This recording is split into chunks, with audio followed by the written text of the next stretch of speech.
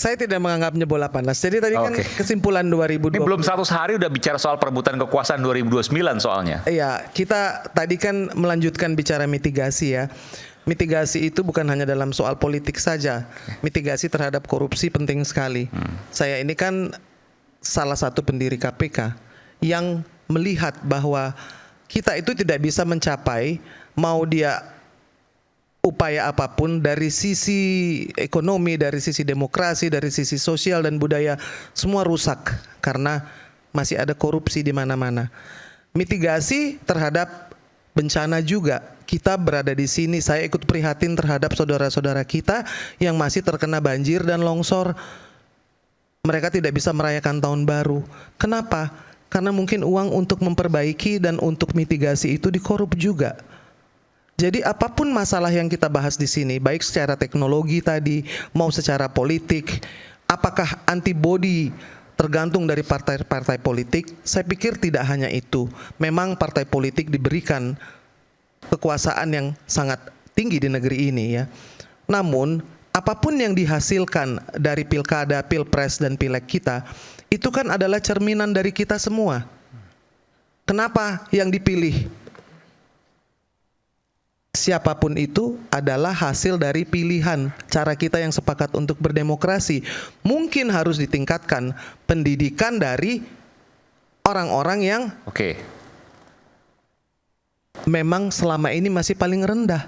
Tapi Anda setuju IQ kita rata-rata masih 78. Ini penting ini penting nih Aiman. Karena gini, kita nggak bisa bicara demokrasi, nggak bisa bicara soal bagaimana kekuasaan itu bisa diprediksi kalau rakyatnya sendiri nggak paham. Nggak, ini kan sekarang Mas Roy tadi katakan, terus kemudian ada juga kemudian di X bahwa akun BUMN misalnya dan lain sebagainya, lalu kemudian ada juga misalnya soal apa namanya 2029. perebutan kekuatan apa tadi Mas Roy bahasa gimana? Ya 2029 nanti hati-hati. Nanti Begini Mas. Pak Prabowo tahun 2029 ataukah tahun 2045 persoalan masih akan tetap sama kalau cara berdemokrasi kita masih belum menjadi lebih baik. Karena partai politik memegang besar sekali kuasa dalam hal ini, ya kan? Partai politik sendiri harus mengakui dalam indeks persepsi korupsi dari 98 tadi bicara tahun 98 ya, ada 3 yang bermasalah. Judicial system, kepolisian, kejaksaan dan kehakiman pada waktu itu. Sehingga dibentuklah yang namanya KPK.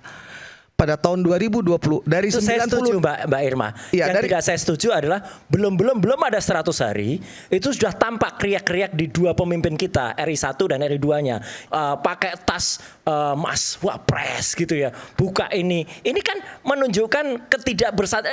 Mana rakyat suruh bersatu kalau kedua pemimpinnya saja tidak bersatu dan mereka saling nampak mau jegal-jegalan. Iya, Sedih, gitu. Mas Roy kan ojo suuzon Mas. Enggak. Karena Pak Prabowo sendiri kan santai-santai dan damai-damai saja. Kita jaga Pak Prabowo. Nah, itu kan menjadi duit tunggal. Nggak bisa Pak Prabowo sendiri, Wapres Mas Gibran sendiri. Jadi ini kan kita ini sebagai bangsa juga harus belajar melihat bahwa memang ini adalah pemimpin yang kita pilih.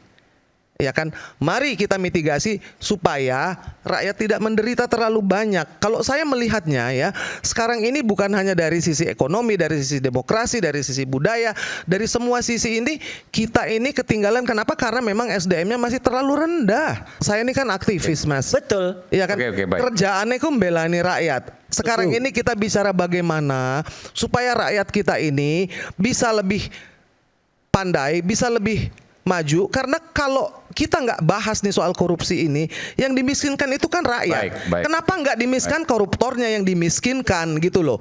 Selama ini kan rakyat miskin ini menjadi sangat rentan bahwa ada memang masyarakat yang tidak mampu yang memang kalau tidak dibantu dia akan kelaparan. Ya, artinya dan ada kita tidak mau melihat yang harus ditingkatkan itu kita ya. tidak mau melihat anak-anak tertidur dengan kelaparan. Ya. Setidaknya kalau pagi-pagi ibunya tidak bisa kasih makan, dia bisa dapat makanan gratis 1 kali saja. Itu bisa membuat dia tidur dengan lelap daripada dia tidak makan sama sekali. Jadi itu program yang dibuat salah satu untuk mitigasi. Baik, terima kasih.